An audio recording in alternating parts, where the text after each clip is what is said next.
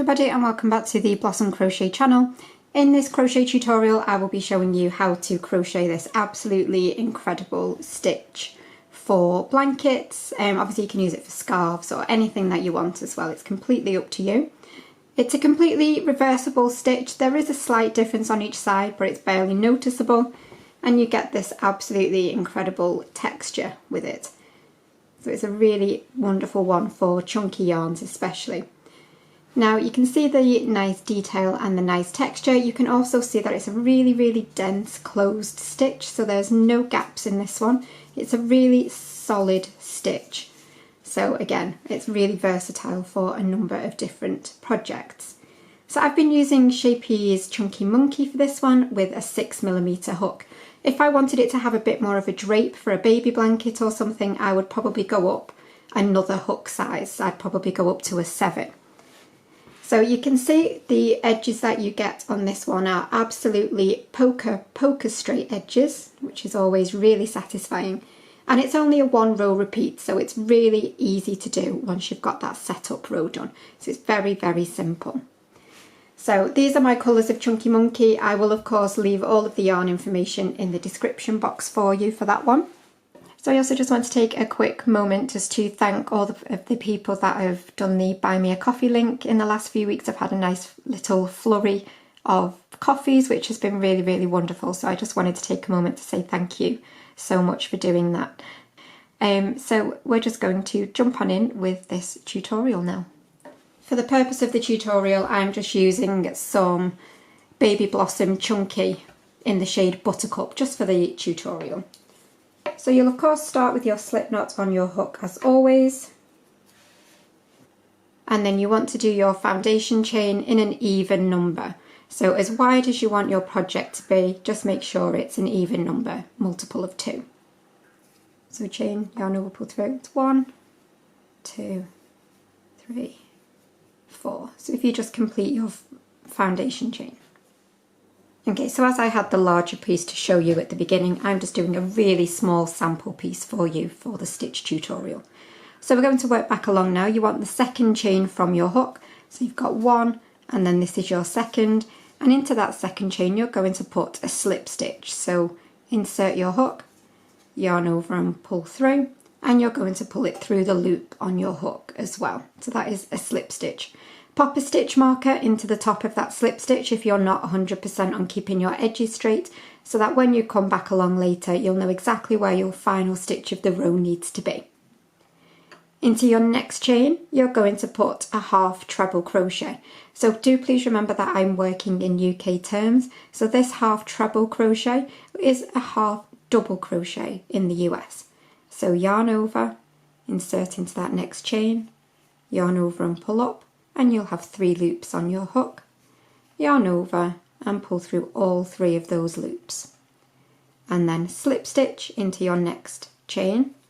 So yarn over and pull up and pull through both, and then half treble in the next. So yarn over and pull up, yarn over, pull through all 3, and then slip stitch in the next chain.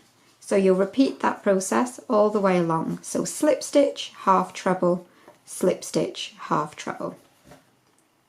So you should be finishing on a slip stitch. If you're not, you've not got your count right and you need to just go back and double check. So that is how you should look at the end of your foundation row. So at this point now you're going to chain 1 and you're going to turn your work, and then straight into this very first stitch just here. You're going to go through the whole of the stitch, so making sure to catch that V. So insert your hook through the whole of that very first stitch, catch the V and slip stitch. Again, pop a stitch marker into the top of that slip stitch to help keep your edges straight. And then into the top of your next stitch, you'll put your half treble. And then in the next stitch, always again make sure you go through the whole of the stitch and slip stitch. Now one thing I will just say, obviously you can see that I've got 2 loops here that are facing me, and it can be quite tempting to go under these 2 loops, but they're not the 2 loops that you want. The top of your stitch, you need to turn your work slightly to see that V. So that is the only thing I would say, is make sure when you're doing your half trebles, you don't work through these 2 loops on the back here. Turn your work to make sure that you're getting the right loops. So basically you're just putting a half treble on top of the half treble from the last row and a slip stitch into the slip stitch. And again, you will repeat that all the way along. I'm getting towards the end, so you can see I've got 2 stitches left. I've got my half treble and then I've got my initial slip stitch that we did. So I will complete my half treble onto the top of the other half treble, and then I need to work my final slip stitch into this very last stitch. Can be a little bit tight, this one, because obviously it's a slip stitch, but you just make sure that you catch your whole slip stitch. Like I say, if you've popped a stitch marker in, it'll be really easy to see, and you'll just slip stitch to finish. So you'll always start and end on a slip stitch. Chain 1 and turn, and then again, this is your 1 row repeat now. So you will slip stitch into your very first stitch, and then half treble into the next. Again, always making sure you're going through the right loops, and do your half treble. Slip stitch, half treble. So again, if you just repeat that all the way along, and when we get to the other end, I will show you my favourite way to change colour with this project, because obviously it can be tricky changing colours with a slip stitch as your final stitch. Okay, so I've done my final half treble, and then again you want to make sure that you finish with a slip stitch into that very last stitch.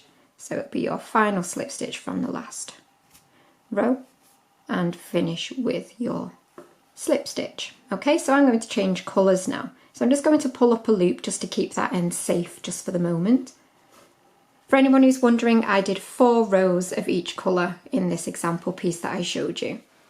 I'm going to grab my new colour, and what I'm going to do, you can see we've got the V here for this final stitch. I'm going to go behind the front loop of that final stitch, and then I'm going to go behind one of the loops on the side of my project. So I've gone through my front loop, and then I'm just going to go through a loop that's on the edge. Again, it can be a little bit tricky, but just through one loop from the edge of your work. And I'm going to pull my new colour through that loop and that front loop. I'm then going to chain 1, and then at this point I will just pull on the working end. So what was the working end of that yellow, and then I will just pull that out all the way, and that will just firm up that end. And you can see we've got a nice clean colour change there now, and then I can turn and I can straight away work my slip stitch into that first space and carry on with my work. And you can see you've got a nice clean colour change, and it keeps your edge perfectly straight as well. If you were only doing a couple of colours, you could always carry your work up the side and then cover it up with a border. But that is how I would personally change colours on that blanket. And then once you've worked up plenty of rows, you will start to get something that looks like this. And it's absolutely beautiful. So you get this really delicate, wonderful texture. As I say, it's a really great one for chunky yarns. But that is it for the tutorial. I really do hope that you have enjoyed this one. If you have, please do leave me a comment to let me know what you think. But I will see you for another tutorial again really, really soon. But thank you as always for watching, and bye for now.